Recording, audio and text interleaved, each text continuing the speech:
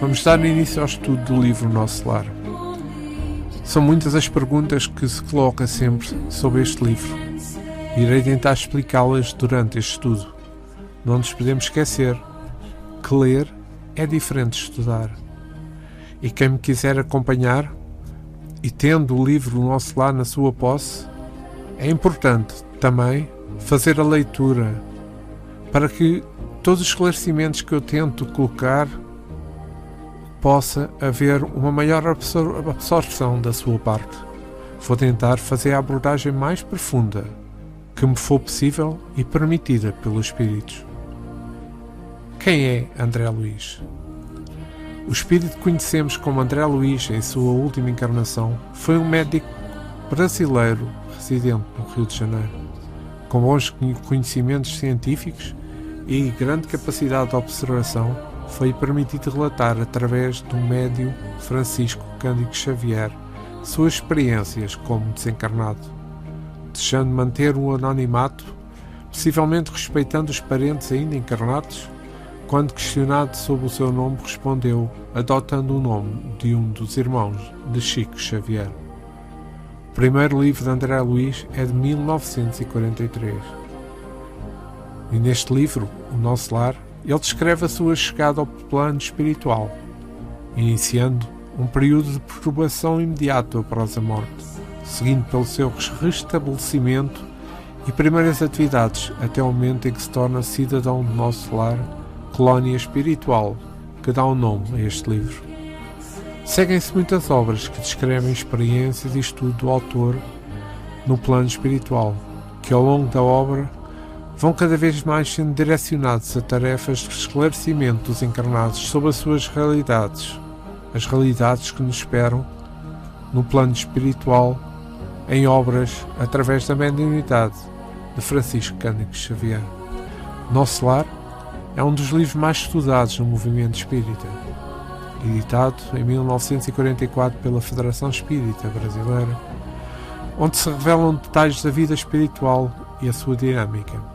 Este livro, Nosso Lar, é o primeiro de uma série de outros livros de André Luiz sobre a vida no mundo espiritual. O testemunho de André Luiz revelando as diferentes situações que um espírito pode esperar após a morte ou desencarno. Desde 1857, que foi a data da publicação do Livro de Espíritos de Allan Kardec, não lhes tinha sido revelado com tamanho detalhe o mundo espiritual. As obras da codificação espíritas de Allan Kardec, há muitas informações sobre a condição moral que cada espírito tem no momento que desencarna, sem, no entanto, detalhar as condições físicas e de organização das respectivas regiões onde o espírito, neste caso, se encontra. A codificação, que são as obras de Allan Kardec, são as bases na análise de qualquer conteúdo recebido no mundo maior. Esta obra marca uma nova etapa da revelação espírita, revelações que são inúmeras daqui para a frente, tendo como base a codificação espírita de Allan Kardec. São impressionantes os relatos de André Luiz no Nosso Lar, remetendo ao Evangelho de Jesus nas suas promessas e ensinamentos, enriquecendo, contudo, o conhecimento na doutrina espírita. O tempo de compreensão não é absoluto para todos. Alguns levarão mais ou menos tempo para compreenderem os conteúdos, mas isso é completamente normal. Todos somos diferentes, todos estamos numa escala evolutiva e não somos iguais. Ao lermos o Nosso Lar pela primeira vez, teremos uma visão dentro da base de conhecimento e de emoções da fase da vida que vivemos. O espírito de André Luiz não é o protagonista deste livro. A revelação da obra são os novos detalhes no mundo espiritual e as suas infinitas possibilidades dedutíveis. São aclaradas as consequências morais de alguns dos nossos atos enquanto encarnados. Encontraremos diversas moradas na casa do Pai, co-criadas pelos seus habitantes, permitidas por ele, disciplinadas pelas suas leis. André Luiz acaba por ser no Nosso Lar um detetive, porque busca saber tudo o que se passa no plano espiritual. Compreenderemos que não existem duas leis divinas, mas sim apenas uma, a lei de Deus. Emmanuel, no prefácio deste livro, menciona que os passos cristãos em qualquer escola religiosa devem dirigir-se verdadeiramente a Cristo. Isso é o que propõem todas as religiões. É preciso que o Evangelho de Jesus seja conhecido, sentido, vivido e aplicado para que estejamos verdadeiramente nos dirigindo à felicidade. No nosso lar, no livro O Nosso Lar, vão sendo demonstradas alguns exemplos. Estarmos em uma religião cristã e exercemos uma religiosidade verdadeiramente cristã. Temos de tirar o melhor proveito da vida material, melhorando espiritualmente, corrigindo nossos erros, compreendendo-nos a nós próprios e modificar-nos no amor ao próximo. Nunca poderemos amar os outros se não soubermos amar a nós próprios e a Cristo. Nosso lar vai-nos explicar o bom uso da reencarnação e os efeitos do mau uso também. Como evitarmos o que nos leva a aflições aqui na Terra e a busca da vida pacífica com os nossos semelhantes. Viver sabendo que a vida material é temporária, que somos espíritos eternos e que a verdadeira vida é no plano espiritual. É o Evangelho de Jesus colocado no devido lugar. É o nosso guia, a nossa esperança. Vejamos. Uma existência é um ato, um corpo uma veste, um século um dia, um serviço uma experiência, um triunfo uma aquisição, uma morte um sopro renovador. Vamos então iniciar o estudo do nosso lar. Capítulo 1. Nas zonas inferiores. Menciona André Luiz. Eu guardava a impressão de haver perdido a ideia de tempo. A noção de espaço perdera de há muito. Estava convicto de não mais pertencer ao número de encarnados no mundo. E, no entanto, os meus pulmões respiravam a longos altos. Desde quando me tornara joguete de forças irresistíveis, impossível esclarecer. Sentia-me, na verdade, amargurado, doente, nas grades escuras de horror. Há aqui nestes primeiros parágrafos, há aqui uma situação, uma pergunta que eu acho que é importante. Porque André Luiz perdeu a noção do tempo e do espaço. Vejamos. Apesar de não usarmos referências físicas para definirmos o tempo, ele não é material. A percepção de sua duração é relativa ao estado do observador, ou seja, para o espírito o que vale é a sensação do tempo corrido, que pode ser arrastado no sofrimento ou ser breve nas situações agradáveis. Allan Kardec, na questão 240 do Livro dos Espíritos, os espíritos vivem fora do tempo, tal como o compreendemos. A duração para eles praticamente não existe. E os séculos, tão longos para nós, são aos seus olhos apenas instantes que aparecem na eternidade. Da mesma maneira que as igualdades do Sol se apagam e desaparecem para aquele que se eleva no espaço. De maneira geral, os grupos espirituais são formados pelas afinidades vibratórias, evolução, tendência e desejos. Embora as forças de atração de sua sintonia mental que o prendiam, como ele diz, nas grades escuras do horror, é uma região espiritual inferior, dominada de umbral, formada pela condensação de elementos deletérios, vitalizados pelas sucessivas ondas mentais nocivas dos habitantes do planeta, onde os espíritos sofrem as consequências da sua própria contribuição para aquela atmosfera. Como se costuma dizer, todos nós passamos por um umbral, uns mais rapidamente, outros mais lentamente. Todos nós somos diferentes, todos nós temos as nossas afinidades, todos nós temos o nosso pensamento íntimo, a nossa fé, todos nós sabemos aquilo que fazemos. ou seja, consoante as nossas afinidades, consoante o espaço onde nos iremos encontrar.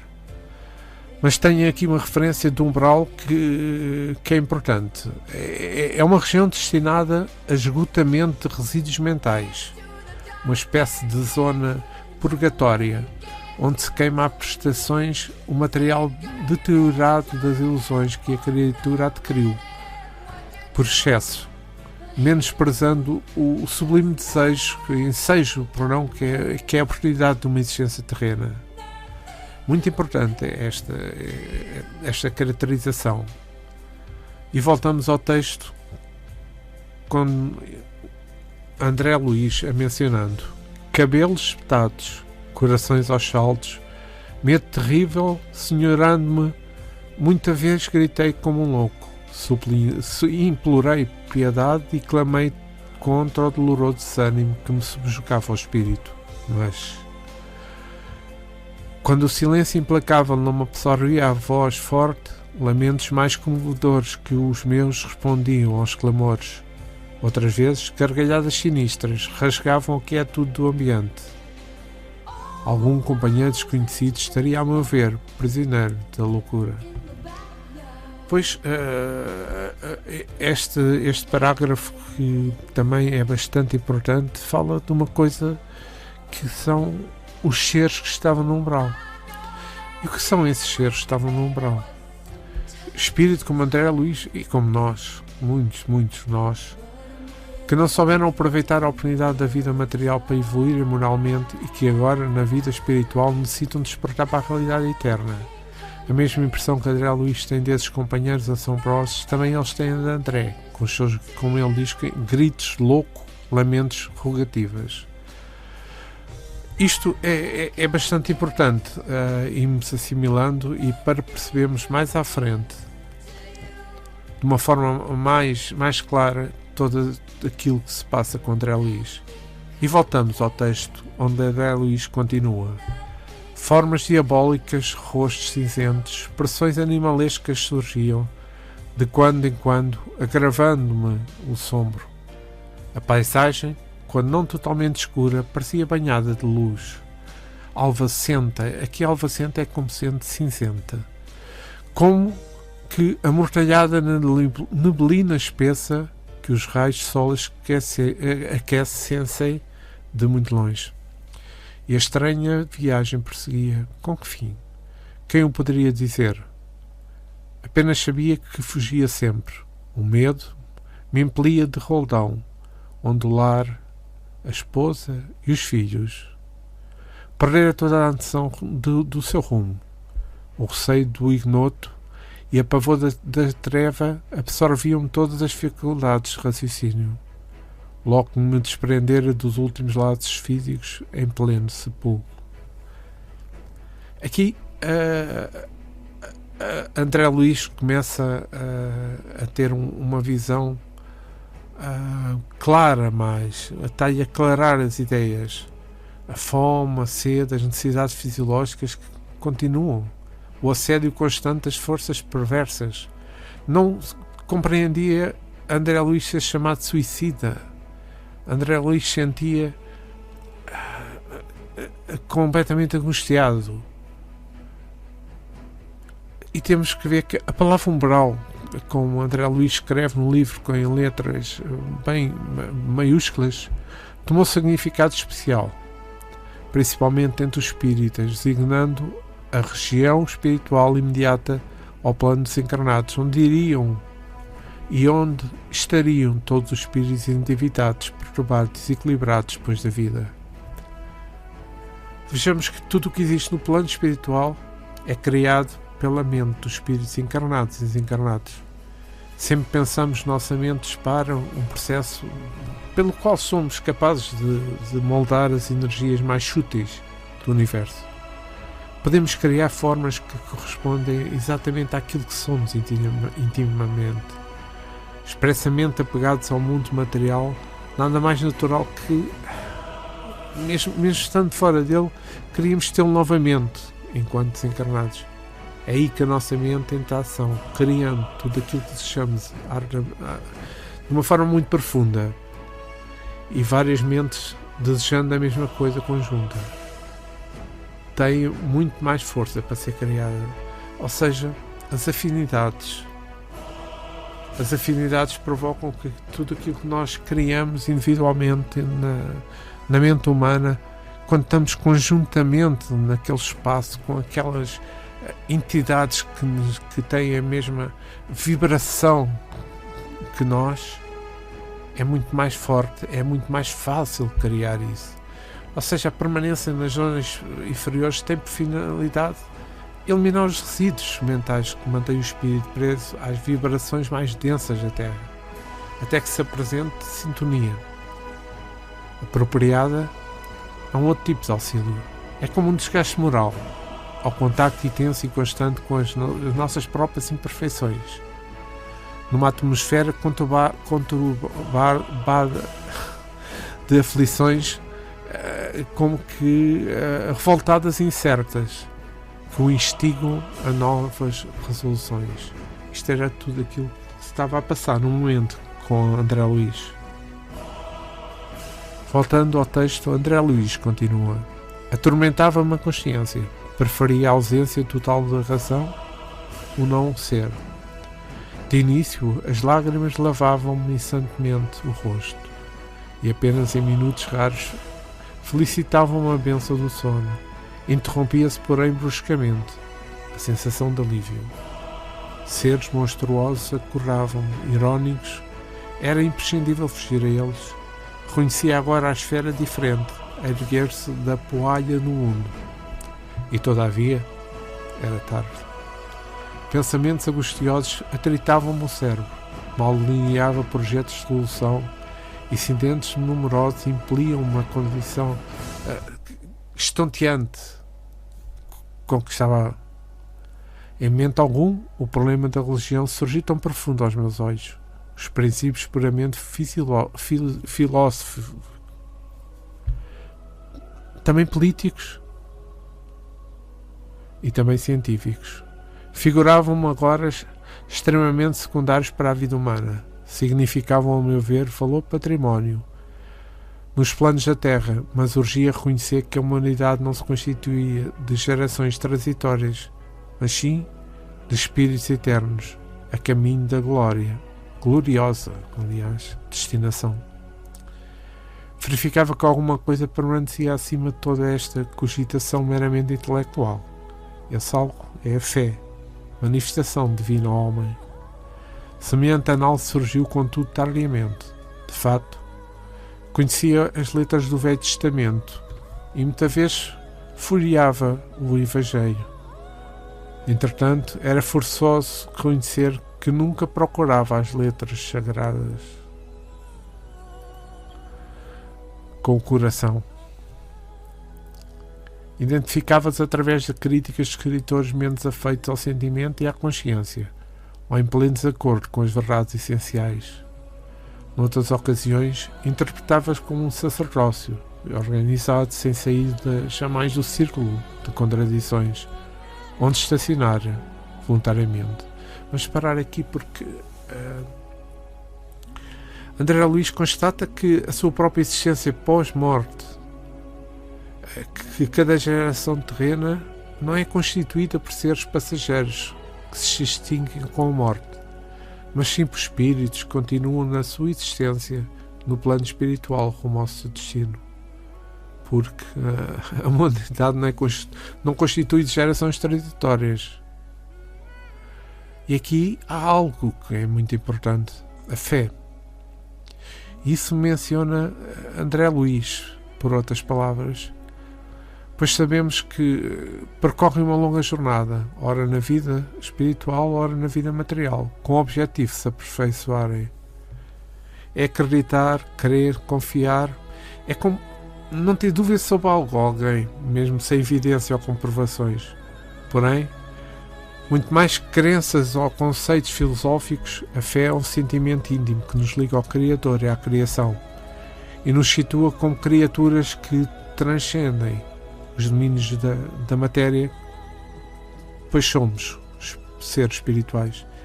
É a fé que possibilita que sejamos agente da harmonia universal, atuando no bem através da ação magnética do pensamento. Pois vejamos, a fé, inspiração divina, desperta todos os nobres sentimentos que conduzem o homem para o bem e é a base da sua renovação.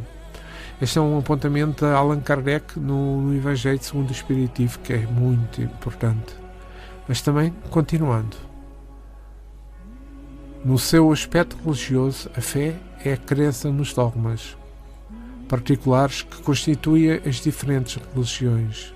A fé cega nada examina, aceita sem verificar tanto o falso como o verdadeiro e choca-se a cada passo com as evidências e a razão. A fé racional, aquelas que se apoiam nos fatos e a lógica, é clara, não deixa atrás de si nenhuma dúvida. Este também é um apontamento no Evangelho segundo o Espiritismo. Muito importante esta parte que acabamos de ler, mas voltamos a André Luiz e ao texto. Em verdade, não for um criminoso, no meu próprio conceito. A filosofia do meditismo, porém, absorvera-me. A existência terrestre que a morte transformara não fora assinalada nos lances diferentes da craveira comum. Aqui vejamos que a concepção espírita, o imediatismo, é sinónimo de materialismo, na busca da satisfação e das soluções imediatas na vida presente, decorrentes da falta de visão do homem, pois a vida futura, a imortalidade espiritual, é sob as leis divinas. Vejamos novamente Kardec no Evangelho segundo o Espiritismo. O Espírito alarga o pensamento do homem e abre novos horizontes. Mostra-nos que esta vida é apenas um elo de conjunto de grandiosidade e harmonia na obra do Criador, ao invés de visão estreita e mesquinha que faz com que o homem se concentre na vida presente, como ela fosse um único e frágil eixo do seu futuro para a eternidade. Mostra os laços que unem todas as existências de um ser, todos os seres de um mundo único e os seres de todos os mundos. Aqui, Kardec é muito claro. Aqui, Kardec diferencia completamente o mediatismo do espiritismo. Voltando ao texto, onde André Luiz continua: filho de pais talvez excessivamente generosos, conquistaram meus títulos universitários sem maior sacrifício, partilhar os vícios da mocidade do meu tempo, organizar o lar, conseguir a filhos, perseguia situações estáveis que garantissem a tranquilidade económica do meu grupo familiar, mas, examinando atentamente a mim mesmo, algo me fazia experimentar a noção do tempo perdido, com a silenciosa acusação da consciência. Habitara a terra, gozara-lhe os bens, colher as bênçãos da vida, mas não lhe retribuir a cétil do débito enorme. Tivera pais cuja generosidade e os sacrifícios por mim nunca avaliei. Esposa e filhos que prendera ferozmente nas teias rígidas do egoísmo destruidor. Possuía um lar que fechei a todos que palmeavam o deserto da angústia. Deliciaram-me com os júbilos da família, esquecido de entender as bênçãos divinas. A imensa família humana, surdo a comezinhos deveres de fraternidade. Enfim, como uma flor de estufa, não suportava agora o clima das realidades eternas. Não devolver os germes divinos que o Senhor da vida colocara em minha alma. Sufocaram-os criminosamente no desejo incontido do bem-estar. Não adestraram órgãos para a vida nova. Era justo, pois, que aí despertasse a maneira de aleijado que, restituído ao rio infinita eternidade, não pudesse acompanhar, senão compulsivamente, a carreira incessante das águas, ou como mendigo infeliz que, exausto no pleno deserto, perambulava à mercê dos impetuosos tufões. Ó amigos da terra, quantos de vós podeis evitar o caminho da amargura com o preparo dos campos interiores do coração? Acendei vossas luzes antes de atravessar a grande sombra.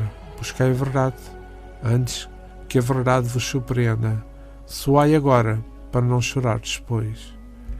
Eu te interrompo aqui porque a concepção espiritualista, o mediatismo, é sinónimo de materialismo, da busca da satisfação e das soluções imediatas da vida presente. Mas aqui há algo importante. Se o objetivo da encarnação é a evolução espiritual, devemos buscar a verdade. Porém, não numa verdade textual, mas sim numa verdade prática, para não nos libertará, ainda na matéria, dos interesses passageiros e nos despertará para os valores íntimos, melhorando o que somos e trabalhando o progresso de todos, realizando assim os próprios divinos para a nossa existência terrena. Aqui, voltando a Kardec, é importante esta parte. Na pergunta 132 do Livro dos Espíritos, Kardec pergunta: qual o objetivo da encarnação dos espíritos? A resposta do espírito é o seguinte: a lei de Deus que lhe impõe a encarnação com o objetivo de fazê-los chegar à perfeição. Para uns é uma expiação, para outros é uma missão. Mas ao chegar a essa perfeição, devem sofrer todas as tribulações da existência corporal. É a expiação. A encarnação tem também um outro objetivo: dar ao espírito condições de cumprir sua parte na obra da criação. Para realizá-la é que em cada mundo toma um corpo em harmonia com a matéria essencial desse mundo, para executar aí, sob esse ponto de vista, as determinações de Deus, de modo que, recorrendo para a obra geral, ele próprio se adianta. Esta é uma parte muito importante deste livro Nosso Lar, porque falámos sobre a definição do moral e finalidade. Falámos da noção do tempo e espaço no mundo espiritual, da sensação de estar vivo, ser prisioneiro de forças vibratórias, o assomo, o desespero, a incerteza, a dor moral. E as conclusões que podemos tirar deste primeiro capítulo é que a falta de fé demonstrada inicialmente por André Luiz, o imediatismo, uma oportunidade perdida, por exemplo, de ter caridade enquanto vivia na Terra, e tocar o espírito enquanto vivia na Terra, ter o sentido espiritual, pois realmente a encarnação, a reencarnação, nascer, viver, morrer, nascer, viver, morrer. A reencarnação tem um objetivo muito importante na evolução dos espíritos. Terminamos por hoje.